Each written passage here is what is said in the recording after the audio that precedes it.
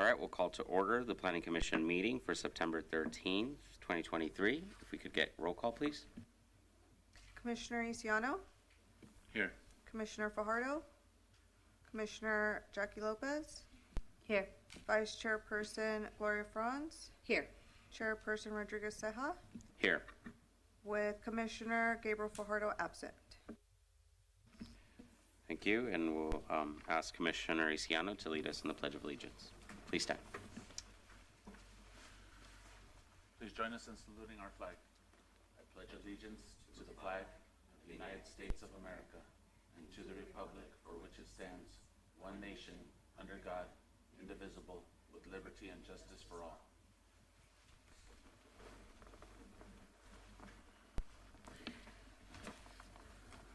Okay.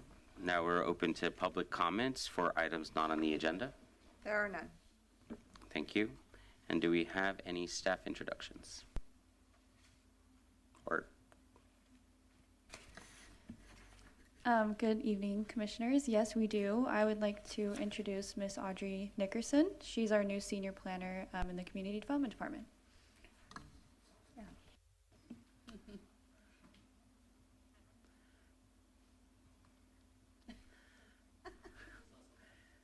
That's okay. Welcome. We're very excited to have you be part of our team. Thank you for joining us. All right. Well, moving on. We have no minutes to approve, so we'll move over to our study session, item 6.1. If we could get staff report, please. Yes. We're going to be turning this over this evening for the presentation to Nicolas Goutron, who's our planning technician, as part of our commitment to professional development in our department. We're looking to afford our junior members the opportunity to present to different bodies. So this evening, Nicolas is going to present to you. He's been before you before, but we want to give him chances to continue to do that as part of his professional development. So be kind, please. And certainly Kendra and myself are here to help in the conversation as well. So thank you. Thank you, Nico. Good evening, Commissioners. I'm Nico Huitron, Planning Technician for the Community Development Department. The project before you for the project consultation will be for the,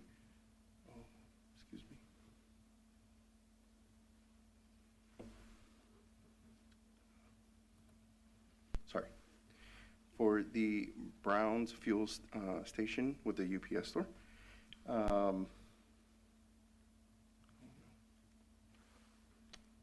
Technology. The proposed project is located at Assessor's Parcel Number 611-380-013 and 611-380-014. The proposed project is to develop the. I apologize. The proposed project is the redevelopment of two current vacant parcels on a land located west of the intersection of Indio Boulevard and Highway 111. For the convenience, market, and fuel island components of the proposed project are considered limited land uses pursuant to the section 3.14 of the Highway 111 Corridor Specific Plan. Based on their classifications as limited land uses, the project would be subject to review and approval by both the Planning Commission and the City Council.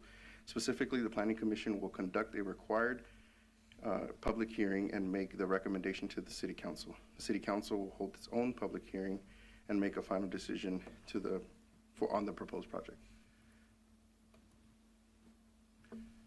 These are the existing conditions of the proposed site for the location.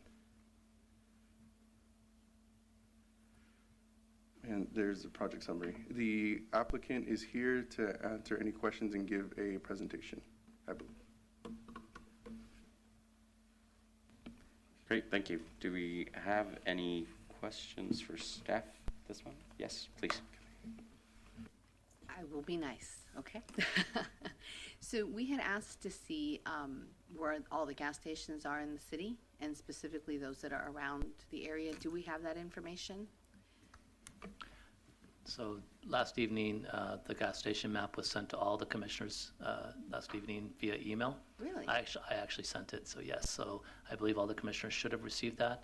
If you need a hard copy, we can have one printed off, but it was sent via email. Yeah, I would appreciate it. I didn't see it, and I live in my emails. So, Yes. okay, thank you. Does any other commissioner, before Kendra goes, does any other commissioner need a hard copy? Would the commissioners all? Okay, so we'll just get the one. Thank you. Any other questions? Actually, I do have a question. Can you talk to us a little bit more before we get the presentation from the client? In relation to the specific plan, I know that this site is located over in the East Corridor, and there are specific desired or a vision for that eastern gateway. And so I'm just curious if you could maybe elaborate more on what's included in that specific plan, please. Sure. I'll take that back from Nico. So the Highway 11 Corridor Specific Plan is a combination of visions and actual policies that give both direct and indirect guidance and or specification to development. So the vision for Highway 11 corridor is that it'll become a much more active corridor, that the spaces will be defined by both the building space and the physical space that is typically controlled by the city in terms of public space, the streets, the sidewalks, and any attendant landscaping. So the goal for this area is primarily looked at for employment generation, combined with also mixed-use development. So which would, in essence, act as a residential living opportunity for the workers in this area. I know that the chair, we had previously talked about the concept of gateways. The plan itself does not specify gateway treatments. It does encourage, and it's particularly in the public space, the significance of entering the city. So this area is in the East Corridor, as noted by the chair, and so the idea is that over time, through primarily work in the public space and in certain instances working with developers in the private space, creating a significance of entry into the city of Indio that would distinguish it from the next community over, for example. So as the chair has pointed out, this is kind of on the edge. And there are opportunities to, the city is actually working on a grant for Indio Boulevard that would improve and enhance Indio Boulevard, that would start to do what the plan envisions for the public space. And then through the work of the commission, in some instances that can be through design of the buildings and the sites. In other instances, that can be through voluntary participation by private parties, the inclusion of public art or other gateway features. In some instances, it may be working with the city on the placement of gateway signage, whether it be the Indio sign or something else, through some sort of easement on properties. So there are different ways, I guess, to signify gateway or entry into the city. Yeah, thank you for clarifying that. And because this is a consultation, I know that we don't have anything specifically to review in relation to this specific plan, but I do want to make sure that we get, some context before we start giving some recommendations or our observations. Currently, would something like public art or some of these more visionary suggestions, could those be added to part of like the conditions of approval if this were something that were up for review? So actually, the city has passed an ordinance that requires participation in the city's public art program for new development. One of two, there's two different ways you can participate. One is you can install art on your site through your own efforts. The other is you can pay into what's called the city's in lieu of fund. We have an arts in lieu of fund. And so when developers pay into that, that funding is then used for the public art installations that you'll see throughout the city. For example, for the public art in downtown that has been recently placed. That was funded through the Public Arts in lieu of fund. So the code allows for two different ways. So typically we don't pay a condition of, we don't specify a condition of approval because the code actually says that prior to building permit issuance, you either need to install it or you need to pay into that fund. Great, thank you. clarifies that for me. Any other questions? No? Thank you, Nico. You did fantastic. And we'll let the applicant come up and give us their presentation. Okay. I believe the applicant has some handouts that they wanted to give. I'm not sure if that's. Yep. Thank you.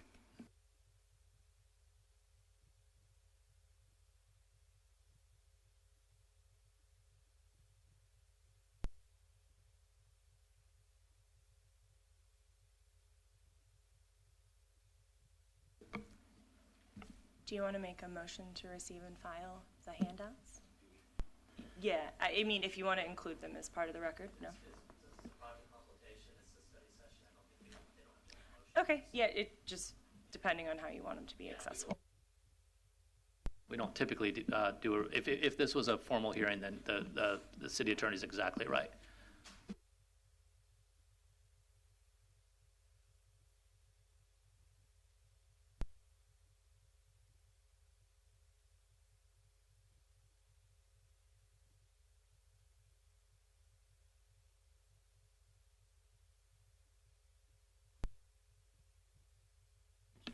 Okay, welcome.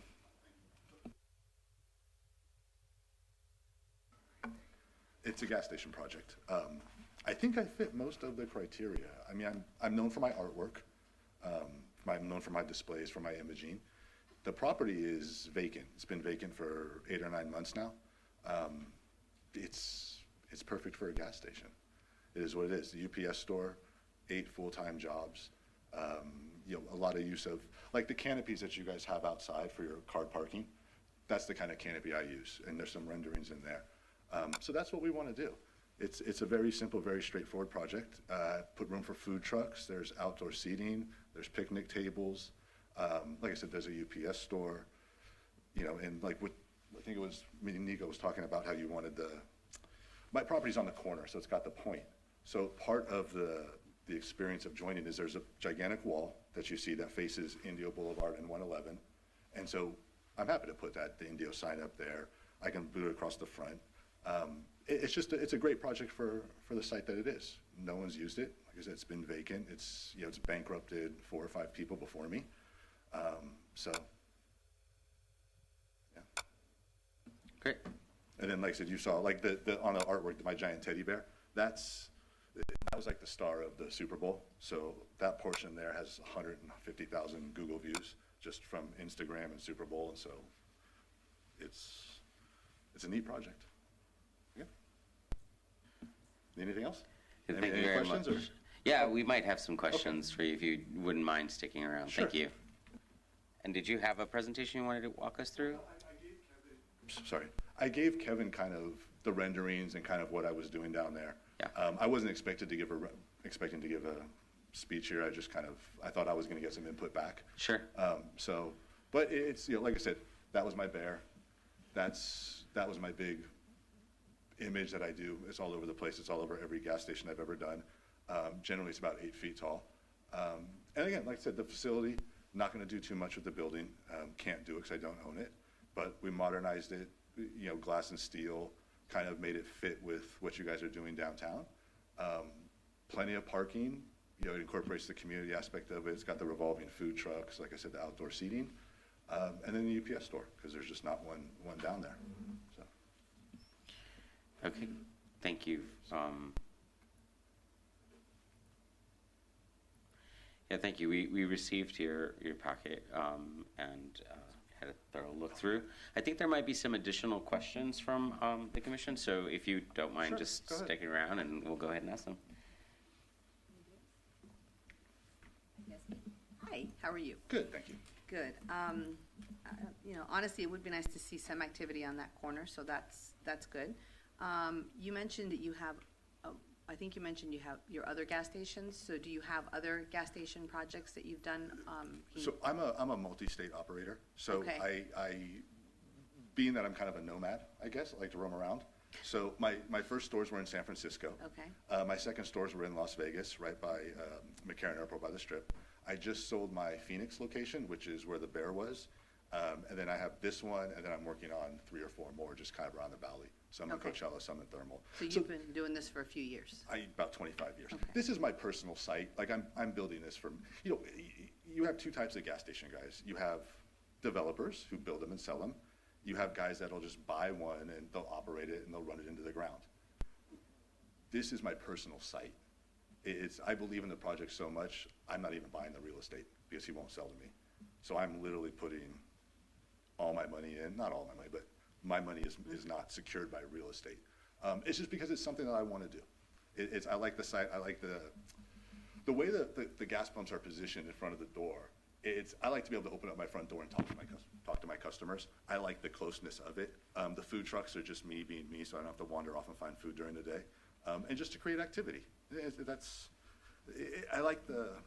I'm from San Francisco originally, right? So I need things, I need activity, I need noise, I need movement. And that's all this is. It's just to create activity, noise, movement.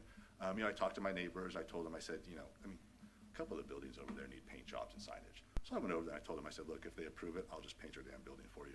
Personally, I don't care. I don't want to look at their buildings. It's just a personal thing of mine. So I'm one of those neighbors. Okay. My other question is, I love the idea of the activity, the food trucks, people, but usually when you come to a gas station, you come for a purpose, right? You run in, you grab gas, Sure. you grab a soda, whatever, and you go. So one of the things that a lot of places worry about is loitering, right? People just hanging out and it becomes messy. And how would that be managed? So What do you see? In 1 year in Phoenix, I called the police 155 times. You don't hang out, you don't threaten people, you don't loiter, you don't do drugs, you don't look your shit. You come in, you say hello, you can hang out, but you're going. Like, that's how I am. It's just a personal belief of mine. So people aren't coming to hang out. You can hang out, but you can hang out with a purpose. You can hang out for the food trucks, you can hang out and chit chat, you can hang out in, Amazon store. But loitering is not gonna happen. Okay. I'm not that guy. So the tables and chairs would be taken down every night and? Well, yeah, and- the tables and put away? chairs, they're just picnic tables and foldable umbrellas. Yeah. And they'll come, the tables, I may bolt them down just so they're physically there. But the umbrellas, they're gonna come down every night and they'll be a responsibility of myself or the food truck people. I'm not stuck with one food truck person. So I'd like to have a rotating group of people, maybe 2 that come in, early morning, mid-afternoon, and maybe 2 or 3 more that come in at the evening. And then when they decide to close, pack everything up, turn off the Christmas lights, and just go on about our day. Okay. So, and I'm very well lit at the property. So you don't see them on the imaging, but around the tip of the property, I want to say there's 12 to 15 light poles that are already there. And so I'm very bright and shiny. And so the property is probably gonna, I'll have to have the guy come do the lighting thing because I may go a little overboard. Okay.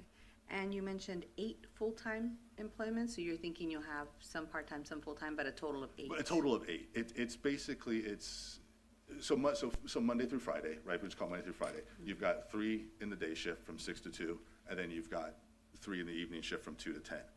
2 overnight, so that creates 8. The part-timers are kind of on the weekends because you don't really have, Saturday, Sunday doesn't come. So it's 8, maybe 9 full-time, but roughly 8 plus me because I'm an owner-operator. I work. I like to be there. Okay. And so you do plan to run it 24/7? Oh, yeah. I'd like to run 24/7 if we can. As long as it's safe, right? If it just turns into a problem. See, the property has gates on it, and realistically, I kind of like to keep the gates up over the driveways. That way there, if we just decide for whatever reason it's not safe or it's not working close at night, I'll just close my little gates and we'll reopen them again at 5 in the morning. So Okay. it's got to make sense. Right. Financially, it's you can break even on an overnight shift. You don't need to do that much. Gas margins are, between you and me, gas gallon margins are like 80 cents a gallon sometimes. So you don't need to do a lot of gas overnight to make a nut to stay open. It's more of, is it worth the aggravation, the safety, the headaches? Are the police having to show up there all the time because we have problems? And that's what if the police says, Chris, you got to close this thing at night. You got too many problems over there. Sure, not a problem. But I'd like to be, as close to 24 hours as I can, provided that it makes sense. Okay.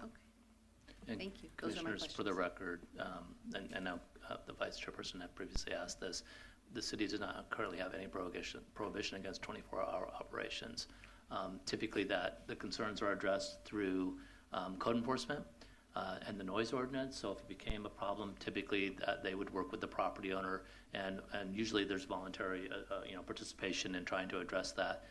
But as it stands right now, if Chris wanted to operate 24/7, theoretically he could, if that was his business decision. Like I say, for me, it's a safety thing at that point. I mean, it just makes sense to see if people are willing to work. There's a lot of people who don't want to work the overnight shift.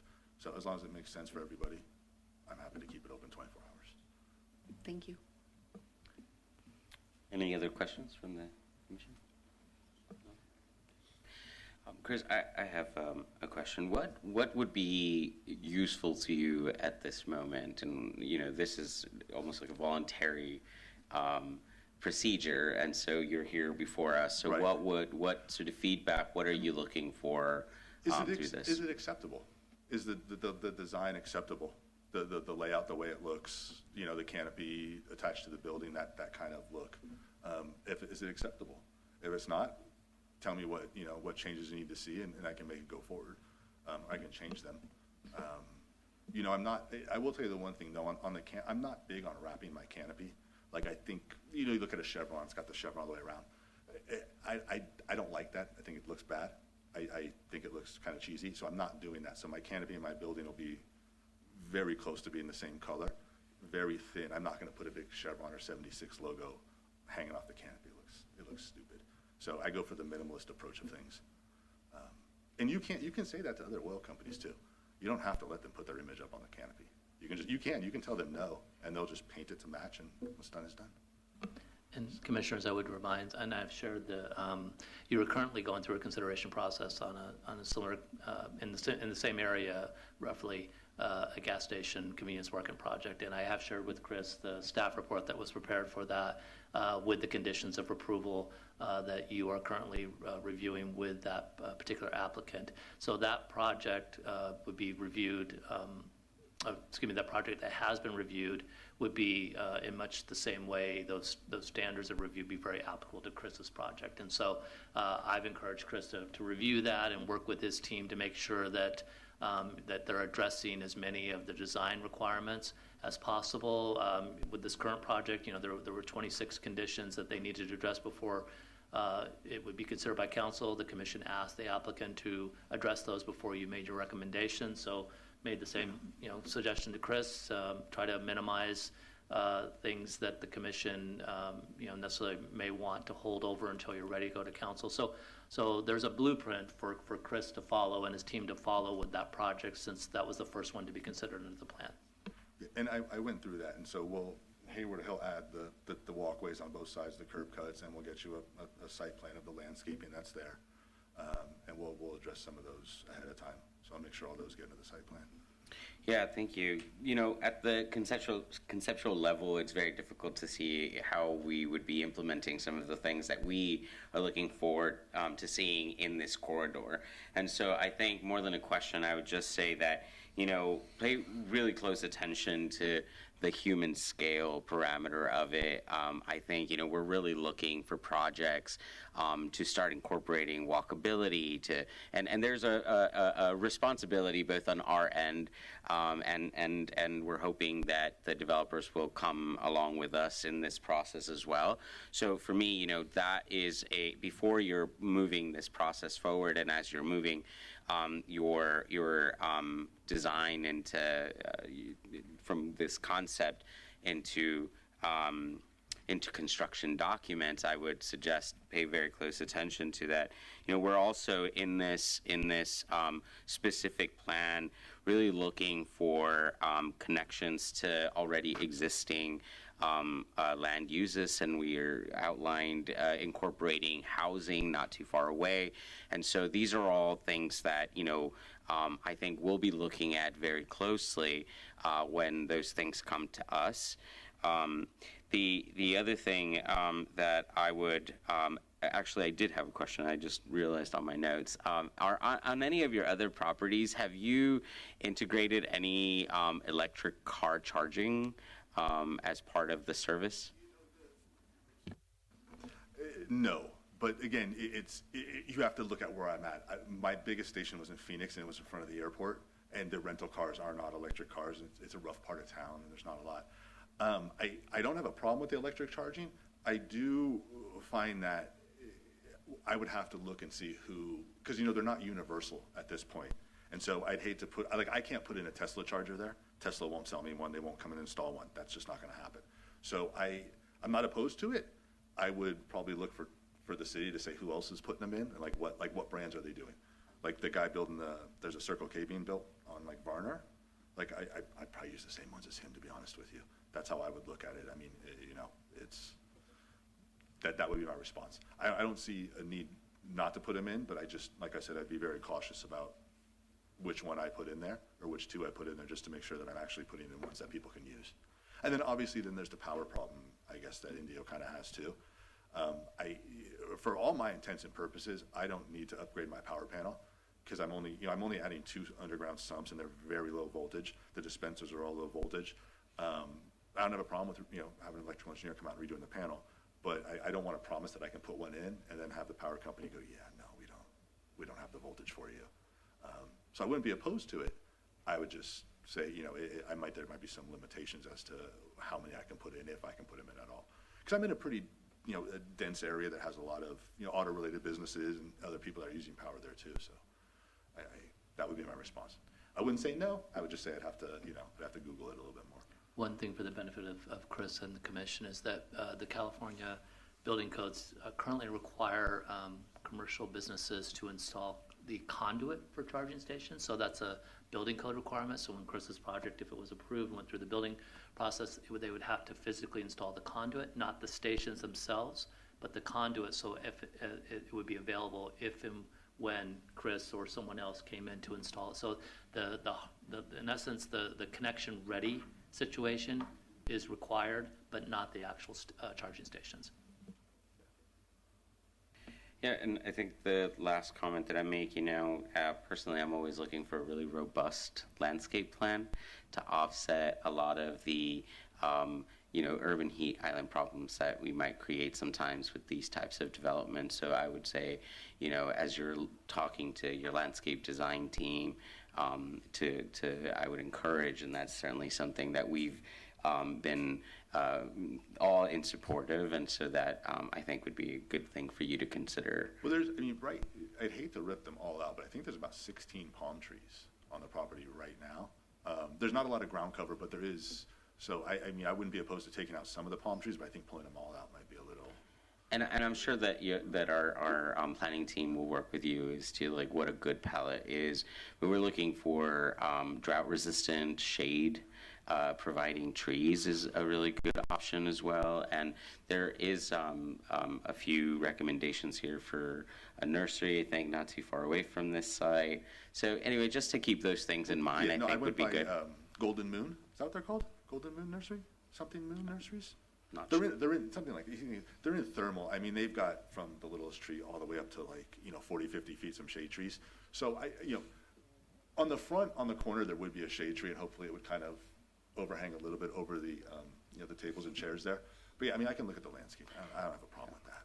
Yeah, especially it's hideous. I'll be honest with you, it's hideous what's going on there. Let's just be honest. We want to make sure that we're being responsible on the types of developments that are coming, particularly to this area, and it's such a important corridor for us that we decided to go through this process of creating a specific plan. So we just want to encourage you to look at those things very closely and know the expectation that up here at the commission we're looking at these things very seriously, and so we welcome projects that will revitalize areas that haven't been utilized for a long time. But I think, it needs to be done correctly, and that, I think, is a very important value. Am I going in the right direction, though? At concept design, I think there's still a few things that I would like to see, but again, because we are not at the point where we're reviewing in more detail what your landscape plan looks like, your footprint, all of those things, but I think there's certainly opportunity to improve, what we're seeing here, and then, and then when we get it for review, we're going to be very happy to see all those modifications. And Chair, the project consultation is a non-binding meeting opportunity. So what the commission says here, you're not bound by. So if the chair or any commission member had specific thoughts you wanted to share, it's entirely appropriate. It's just information for Chris and his team to, so if, Chair, for example, if you had a specific thought beyond the landscape you already mentioned, or any other commissioner does, it's entirely appropriate. There's no decisions being made this evening. You're just giving guidance to hopefully get the kind of product that you would like to see that's compliant with the laws that are currently adopted by the city. We want it all, no. Yeah, and that's fine. But that's what Kevin's right. But that's what Yes. I've been calling him around and picking Nico's brain for and saying kind of, Yeah. is this, will this fly? And I came down and showed Kevin, will this fly? Will this fly? What do you think of this one? What do you think of this one? And so that's kind of what we were looking for was, send me some direction and let me get back to you with what we did. So we can fix all the landscaping and stuff like that. And you can change the colors of the building and all that fun stuff. Yeah, one project in that corridor earlier this year was also came back because we had a few things we wanted addressed with walkability, access to pedestrian access. So just, be mindful of those things. We're looking, particularly this corridor, we're looking at it and we're looking at it very closely. So that's just my recommendation. I think, I'm sure that our team is going to help you figure out how to present the most complete version of your project for our review and then, for recommendation. But yeah, those are my comments. I don't know if anybody else has anything that they would like to add. Just, are you really stuck on the name Coachella? Because it's in the city of Indio? No, that's how it's just printed up. I don't know why. We were actually, Hayward and I were just talking about that earlier. So yeah, it was, Okay. we'll fix it. Thanks. Why, yeah, that was funny, but yeah, we'll fix that. And I'm not putting any name on there. It's basically Browns and the 76 logo. It's my giant teddy bear. Half the time I don't even put my name up. I just put an image of my bear, and people just ask, what is it? I just tell them. Actually, you said a giant teddy bear, 8 foot. Is that something that would live on?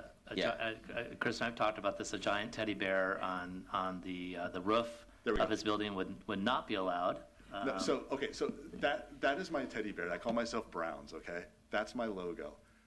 I painted that on the side of my building in Phoenix. It was 8 feet tall, 8 feet wide, and it got so bad on Super Bowl Sunday that I rolled my steel doors down and left because the parking lot was filled with people taking photos of that. And I have other artwork I was showing Hayward on the phone. I mean, I 100,000 Google views just on the street maps. Very artistic, very colorful. So I'm a very bright person, but I call myself Browns, and that's my teddy bear logo. Generally it's just kind of graffitied somewhere on the wall. I've got a short, maybe 3 foot tall version of him, and he's sitting on top of the canopy and he's waving and his legs are dangling. So I'll try to pull that one off as well. But again, I know. Yeah, so the dangling bear would not be allowed under our current codes. But even the number signs like 1, 2, 3, it's a teddy bear holding up the 1 for the pump. So it's just, again, I'm building it for myself. Yeah, It's kind of like my artwork. and the mural sign, we're not going to call it graffiti either. But I can paint it on the inside. Yeah, so that something on the outside of the wall is considered a wall sign as long as it complies with the appropriate signage regulations. That's not a problem. But our code, spinning things, feather signs, the signs that you see kind of stuck in the ground, things on top of buildings, those are all not allowed, but it sounds like Chris has some options. And again, if you wanted to paint something on the side of the building and work to build that into his signage program, he can certainly do that. And there's also opportunities to do temporary things. So if he was doing a promotional thing or a grand opening, we can work with him on that on a temporary basis, but not permanent. But yeah, so that's my giant teddy bear. That's my logo. Fantastic. I know we encourage art. Yeah, no, I can email you a picture of what's going on my back wall at the other station, and people they pull over and they stop and they just start taking pictures of some of the art that we do. So that's, yeah. Any other comments, questions? No, I think I just want to reiterate what you said. If you can just bring us as much of a completed package, right? It would make everything easier, Sure. for you and for us. I do like the way the building is, the direction of it is kind of different. It'll catch your eye as you drive by, Right. and I kind of figure that's what you're trying to accomplish there. The walkability, the shade, we've been talking about this for years now. I understand the whole, not sure what kind of electric vehicle things to put in, but the fact that, I forgot the code requires it so that at least you could do it later. I think that's very important. And just you know, just keeping the place, you know, looking the way it looked day one all the time. And I know that's a lot of work, you know, to do. But overall, I think you've got an interesting idea. It's different. There's not another one out here. Yeah, it's meant to be kind of like an optical illusion when you drive in because it's staggered. And so where you see the first red pole and the second pole, the kind of make up the dispensers, my thought process is I was actually going to remove those poles because I can manufacture the canopy in any shape or length that I want. And so I was going to do basically one dispenser here, but there's no poles. There's nothing. It looks like it's floating. No. And so there's actually, the pole is, it's at the next one. But that's the only real change. But other than that, it's like I said, it's similar to the canopies you guys have over your parking structures. I'm waiting on Matthew and the fire marshal to tell me if I can use solar up there. And it'll just have, so solar, and you saw the picture of how it looks underneath. There we go. That one. So, yeah, so basically that'll be underneath, running from the building to the wall, solar. And where the back of the gold car is actually where one dispenser will be floating, and then one on the other side. So no poles, so it's kind of like an optical illusion, and then they're staggered when you come in. So, and like I said, it was just more of, you know, do you like the design? Do you like the idea? Are we going in the right direction? You know, can you, you know, color-wise, or, you know, do you want to see A, B, C, X, Y, or Z, and we can incorporate it in. Yeah, no, I think it could be very interesting. Until we get, you know, all the ideas, we'll probably come up with more questions. But until then, I mean, I think you definitely have an artistic view and are definitely being more creative than just Yeah, a gas station. I'm not going to build a normal station here. It's, you know, and then and you can see how it's just staggered across the top, and it's got the food trucks and the walkway. And we utilize the front portion there, so we'll put like a little pony wall there for the cars. And that's where, you know, we talk about, we can put the Indio sign across the front of it there. So, you know, you can put Indio and Highway 111 this way, Indio Boulevard that way. I'm fine with that fun stuff. And then that'll act as kind of like the seating area, the wall for the seating area for the food. So it's repurposing something that's been dead and vacant and has not been able to maintain, you know, someone in there. So.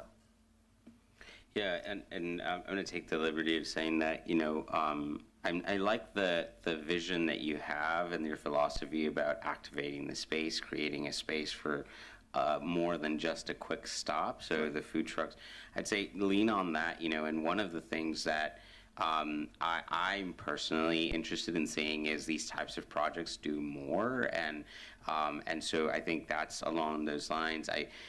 It's important as far as job creation and supporting the local economy. If there are other things that could be integrated, additional, you know, uses that that you want to consider as you're thinking about, you know, your site plan, I would certainly encourage it. I think it would make a much more enticing project for the community. And then a thing that I would just also highlight is that this is this is our gateway. I know.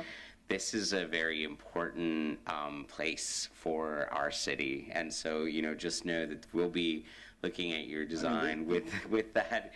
At least I will, looking at that in mind, and you know, this is where folks from the East End will come and visit our city, and visitors, outside visitors. I know that during the festival season is a highly trafficked area. So, you know, just all of those things, Chris, I think would be great for you as you're moving on this process to just, you know, closely consider. But like I said, yeah, I mean, exciting we'll to have something happen there. We'll tighten up the renderings, and I'll tighten up the artwork, and I'll change the colors around and stuff like that.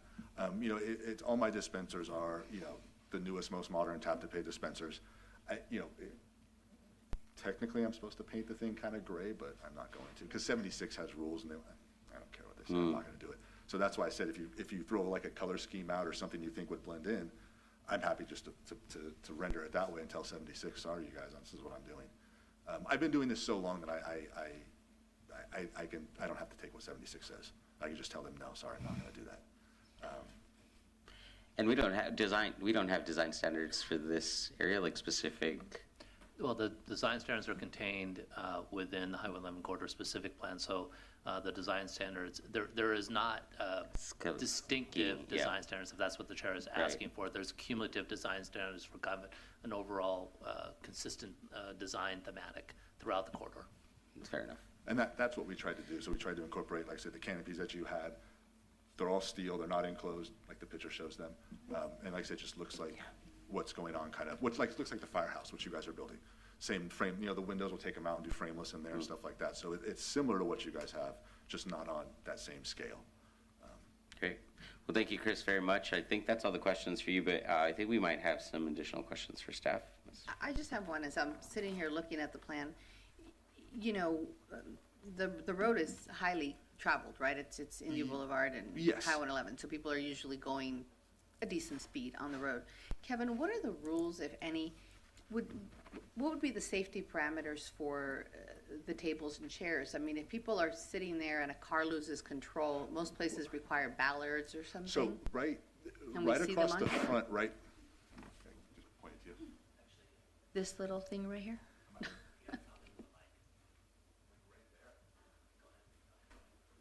That is where I said we would put like the little pony wall. So what I do is put maybe like a 3 or 4 foot wall that, you know, just a rounded wall. And like I said, on that, we can put Indio, and then you can put, you know, downtown, you know, Indio Boulevard.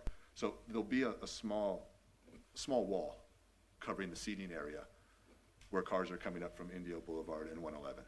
And Vice Chair, to add to Chris's comments, so in the Highway 11 corridor specific plan, there are actually standards for creating physical separation between the public street and what I'll say pedestrian accessible areas. So the pony wall concept that Chris is talking about would be an example of that. So ultimately, in the design review process that we would go through, we would specify that there needed to be some sort of physical barrier or physical impediment that would separate that when you're having gathering areas in close proximity to travelways. So I think what Chris is proposing, for example, would meet the intent of the plan conceptually. Okay, just wanted to make sure. Yeah, no, I wasn't gonna leave it open so cars could, yeah, no. Well. I mean, right now, there's bollards and a little metal fence that kind of go all the way, and I'm just gonna rip all those out, because they look stupid. But around the front there will be a very defined seating area with the concrete wall around it, and then we can decide, you know, if we wanna put Indio signage, welcome to Indio signage on it, or, you know, whatever you wanna decide after that. Or we can just leave it plain, and just very clean, so. Well, thank you very much for coming, stopping by, and going through this process with us, and we look forward to seeing a more complete version of your project in the future. Thank Very you. good. Thank you, everybody. Thanks, Kevin. Nico? Thank you, guys. Wait, so on the gas survey, so I had a survey done, you know, we pay for the surveys, and I can share a copy of it with you. And they're very, very accurate, all the workups. So there's really no station within a mile of me, north, south, east, well, obviously no one because the train tracks. Then the closest one is Clark's Sinclair. Then you have to go all the way up Indio Boulevard until you hit the Arco, and then south of me again to Clark. So it sits right in a very specific niche where there is no one else around me. And even my report specifies that once my station goes up, you're 99% where you should be in terms of gas stations for that demographic area. So it's a good fit, and the market can support it, the people can support it, the volume is there. And like I said, it's not an oversaturation of your market. It brings you right up to where you should be in terms of you know, gallons and C-stores and stuff like that. And I can share that with you guys if you want to see it. Okay. All right, thank you. And Commission, just one thing to remind, and for Chris's benefit as well, the project you're currently considering, the Indio gas station Urban Plaza project, is located east of this site. It's at the Indio-Requa intersection. So to Chris's point, right now, that project's obviously not built. It's going through the entitlement process, and if that project does get entitled and built, and then Chris's project is entitled and built, you would have two along that corridor where right now there are none other than what Chris just specified. Yeah, and I think him and I would probably be the last two in that area, to be honest with you. And he could use my report to argue against that and just say, you know, we feel we've hit saturation for this 1 mile radius. So, and I think him and I are a great fit together because we're both brand new builds. We're both on the modern side. Mine's a little bit different than his, but still in the same vein. So I think it fits. You kind of see a progression of people building newer and more modern stores as you go up the street. So, okay. Thank you for stopping by. Thank you. All right, and moving on to the next item, no public hearing items, no action items. So we can move on to commissioner comments. None? No? I actually do have a comment. It's almost like an ask. It's not specifically about this project, but I think it's in relation to this question. You all forwarded a map of the location of all of the gas stations. This has been something that the commission has been questioning and asking, and I know that this project, and we'll have to go through, is it Cal EPA or maybe EPA, about like the concentration of gas stations within a certain mile radius. Is that correct, Kevin? Or somebody? Somebody will have to. In addition to any city reviews, there are state agencies that will review this project. Typically, they're looking at things such as underground storage tank placement and air quality. So there are other agency reviews that are done beyond the city reviews. Gotcha. And yes, please. Sorry to interrupt. The South Coast Air Quality Management District will also review this in what they call a gas station pre-screening, and then they will evaluate the emissions and the throughput that will be introduced due to the new gas stations. And I think, in addition to that, I'd be interested in, I know that, we are looking at reviewing our policies through an equity lens. This was something that the council had more recently approved, and I'm actually curious to know where in the process we are with that. But, I think it would be great to get a sense of where these gas stations are being concentrated in relation to the communities. Are they being brought on in disadvantaged communities, near disadvantaged communities? I know these are very important metrics for the state, and they're pouring in a lot of support to local municipalities, like things that are now community resilience centers. We're seeing a lot of support of that, climate adaptation grants. And so I think my ask is, if there is a way for us to do a study on our end to overlay those, sort of defining metrics of those communities in relation to these types of projects. It's been something that I've brought in the past when we've had gas station projects. And so, this just reminded me that I think it might be good for us to see if we could produce a study for ourselves if these types of projects are being distributed equitably across the city, or are we, unknowingly concentrating them in areas of communities that are at disadvantage. So I don't know if you want to talk with your other commissioners. I have some comments, but perhaps it might be appropriate to hear from your other commissioners, Chair, just on your thought process before. I just want to present some staff thoughts on that, but please. Yeah, does anybody else have anything? I know it was like maybe about a month and a half ago. I think it was the last gas station that came before us. I asked to see if there's like kind of not a moratorium, but trying to, as far as spacing is concerned, the distance between other gas stations, if there's like been studies done, or if other cities have, like, as far as distance, like how many gas stations you can like concentrate in certain areas. I thought I might have discussed that. No, the previous conversation was around the concept of the commission needing to agendize a full discussion. So at that time, staff's advice with legal advice is that, right now we're kind of dancing on that line again of having a policy level discussion. So what I would recommend is that if there's consensus on the commissioners to agendize a discussion on this topic, that would be probably the appropriate action right now. Because I think we are dancing on that line. Since it wasn't agendized, we're kind of getting into almost policy arena.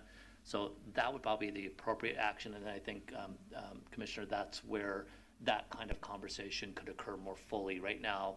And I'm watching Jillian dance over there a little bit. I think she's ready to pounce. I was just going to suggest that, again, given that there's consensus, which it appears that there is, but of course we need to make sure, that you direct staff to bring back a discussion item. And you can briefly kind of outline what you're looking for in terms of what you want staff to bring in a report, for example.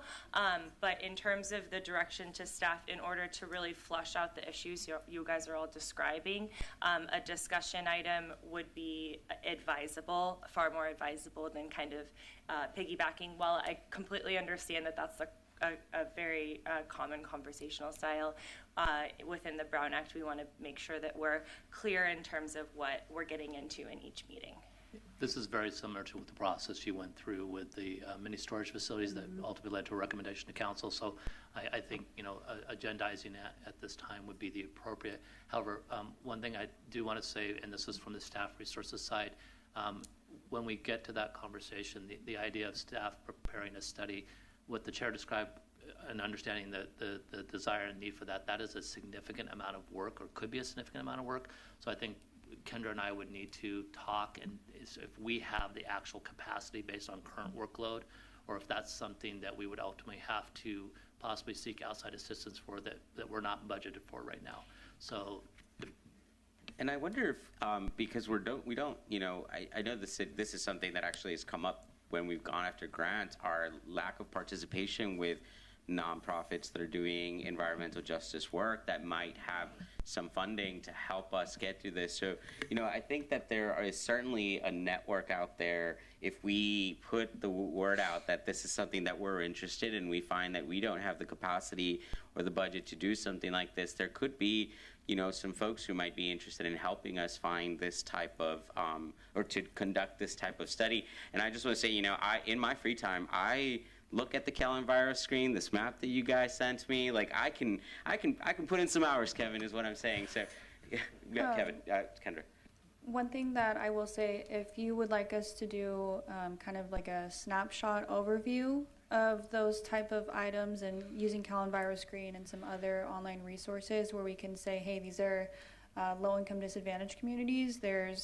We can utilize that same map that we gave you guys and say, hey, in this quadrant, using census data, incomes, things like that, just to define it in that way and break it up that way. But a full-blown study, I would agree with Kevin, is a bit more comprehensive. But if you're okay with more of a snapshot view at this time, we could probably bring something back relatively quick. And that's exactly, what I was about to suggest, is that we, if there's consensus, make a motion to bring back a discussion item with the understanding that it will include not a comprehensive study, but essentially a report that will get the ball rolling on the discussion so that you guys can give more specific direction at an appropriate and agendized time.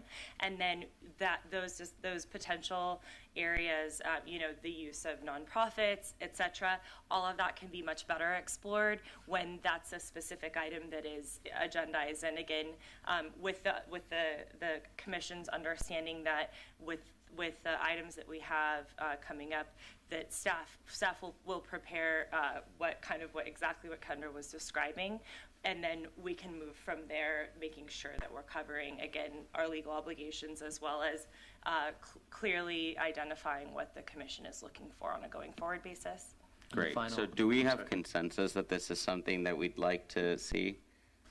Yes. Yes. I think we have consensus. I like the idea of just like a soft overview of the city of Indio, but if there is time, if we could get some basic stats on other cities of our size that are similar to us, that are in maybe other parts of California, or even maybe out of state, and then also look at our nearest neighbors, right? Palm Desert. One of the things that surprised us when we did the other with the storage units was the huge number of variants, right? And so that's one thing to compare our neighbors. So I would like to request that be part of it. I'm going to interject just because I have to be the one that minds the shop, so to speak. I'm happy for us to have a discussion and narrow down the focus like we did with the mini storage facilities, but I'm not comfortable committing any staff resources until we have that discussion and you as a body help narrow the focus area before we commit any staff resources. Right now we have 40 plus land use entitlement projects, and it would be difficult to take on a substantial amount of work at the moment because we are literally, Kendra and I and Audra are meeting later this week to lay out your schedule for the next 6 months. So if we can have a discussion and you can help us narrow down kind of the focus areas of information and questions, very much like we did with the mini storage discussion, starting with kind of a broad-based discussion and kind of funneling it down to some focal areas, then I think we can assign the resources to do the work, but in a kind of a Actually, moderate way. let me ask for the, so what you're saying is we should come back, agendize a discussion to figure out what that overview study would be? Or can we agendize now to spend a few hours just overlaying with some of the available state tools like the CalEnviro and other metrics that measure air quality, poverty, housing burden? You know, can we bring that as part of the discussion?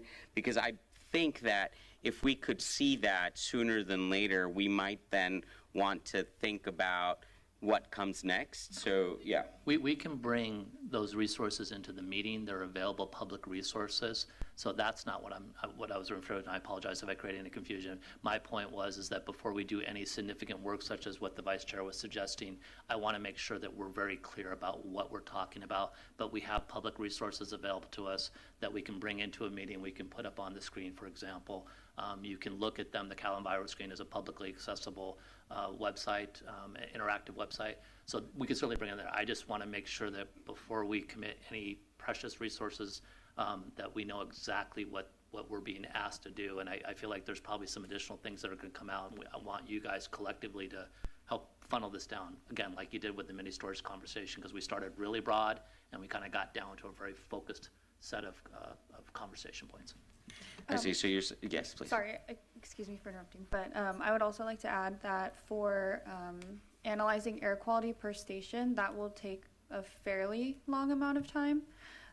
You can use CaliMod, which is a publicly available resource tool that will provide you with the construction emissions for estimated projects and also the operational emissions for any type of project, including gas stations. So that's something that the public can do as well, to just go in and see what kind of air quality and greenhouse gas impacts that would have. But to go through for the amount of gas stations that we have and amortizing those emissions over a set amount of time would take a pretty extensive amount of time. But kind of defining it down a little bit more to just maybe these are the different communities within the city. This is how they're broken up per census tract. This is what we can find is their median income, and then then saying there's 5 gas stations in this area, there's 2 in this one, there's 0 in that one. That might be a little bit easier to do, but as far as calculating out the air quality emissions for each one may be a bit more difficult. So I think we're really, and I apologize, Chairman, interrupting. I think we really do need to stop, because we're starting to veer back into that. If the consensus, which appears to be, is that we will agendize this on a near-term agenda, we'll consult with the chair, but I think. And again, I'm not trying to steal Jillian's thunder, but I think we need to probably stop this conversation, because we're dancing on that line. I was just going to say that. So yeah, so essentially the understanding is the next item will be a discussion item with the resources that are publicly available and the map that you guys have, minimal additional information, and then from there, the rest of the the direction, more specific direction, and potentially a study could come from that. But at this point, what we understand is the next item will be a discussion item with essentially the information that was provided, and of course as agenda, they will be agenda managing, but that's definitely where we want to stop. We're getting a little detailed for my comfort level. Okay, so thank you very much. Just so that it's clear for me, we're going to utilize some public tools, minimize the amount of study that goes into this, but something to at least identify any trends that might be of concern regarding land use. We will agendize it. We will have publicly accessible information available at the meeting, and then you as the body will help define kind of the next steps. So I think, again, we're probably at that point. Sorry. Okay, that's okay. Thank you. No, I appreciate it. Thank you. Oh, please. Question, but it's kind of related but not really related. Do we have like an ordinance in place for 111 that's basically states we're not allowed to have any automotive, gas stations, anything new within 111? I'm a little confused. I just wanted to kind of get that clarified. Yeah, so the answer is the Highway 11 corridor specific plan, when you reviewed that as a body and ultimately went to city council, there is a section of that called limited land uses. limited land uses applies to drive-through restaurants. It applies to convenience markets, fuel stations. It applies to car washes. Those are kind of some of the examples. What the plan says, the Highway 11 Corridor specific plan says, is that those are subject to a conditional use permit and a planning review permit, so basically a land use lens and then a design lens. You, as the commission, well, normally you would review those and the review would stop with you outside of the Highway 11 Corridor specific plan. In this instance, you're a recommending body to the city council. The city council then will take your recommendation, but they will make the final decision on that. Great. Well, thank you. Okay, no additional comments? All right, do we have any staff items? Just one, since it may circulate out in the sphere if it hasn't already, the city has received an application, an entitlement application. I don't know if, Kendra, if you want to talk about BH Properties or you want me to. We received an entitlement application on September 7th for the property off of Avenue 42 in Monroe. They previously had a community meeting to inform the residents of the project that's going to be upcoming at Shadow Hills in May, I believe it was. It's for the 2 million square foot warehouse, commercial developments, and also the housing, multifamily housing units off of Avenue 42 in Monroe across from the Palms. And so just to add, so as Kendra said, it's approximately 2 million square feet of light industrial warehousing logistics, approximately 800 to 1,000 housing units and 10 acres of commercial. So this would be probably the largest mixed-use project the city has ever seen. It's they've submitted for a general plan amendment, a specific plan, environmental impact report. Removal of the gateway specific plan, a development agreement, I believe, as well. Right. So there's this is a very large project. You have had the opportunity, if you will, to be witness to several large projects coming forward in North Indio. This is the third in that series. This will probably take approximately a year of processing, similar to the ones that you've seen recently. And obviously there'll be a lot more community engagement. The applicant has to set up a website so that people can go on and look at the project's called the Oasis at Indio. So if you want to type in the Oasis at Indio at your leisure, you can see their renderings of what they envision the project looking like. Again, this will come before the commission, and then ultimately your recommendation will go to the city council. They will also be having their notice of preparation for their environmental impact report meeting on September 25th at 6 p.m. at Shadow Hills High School. And then Notices will also be mailed out to residents on file within, I believe, a quarter mile of the project site. The other thing I just wanted to go back to, I mentioned to you that we'll be meeting internally to put together kind of the hearing schedule for you. So there's going to be a little bit of a lull this month. It'll be a little bit kind of lull before the storm, if you will. We probably will be fairly stacked with meetings, public hearings, beginning in October all the way through, I think Kendra and I were theorizing probably February. So we'll have a number of projects coming your way. Ranging from subdivision of land to commercial projects to other projects. So you'll see kind of a range of projects coming before you. So I guess enjoy the lull before the storm because it will stay busy through the remainder of this calendar year going into the new calendar year.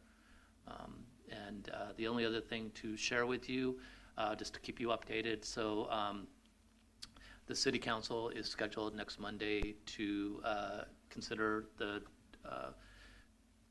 Indio Canyon project that you recently reviewed. That will go before the City Council with your recommendation. Kendra will be presenting on that.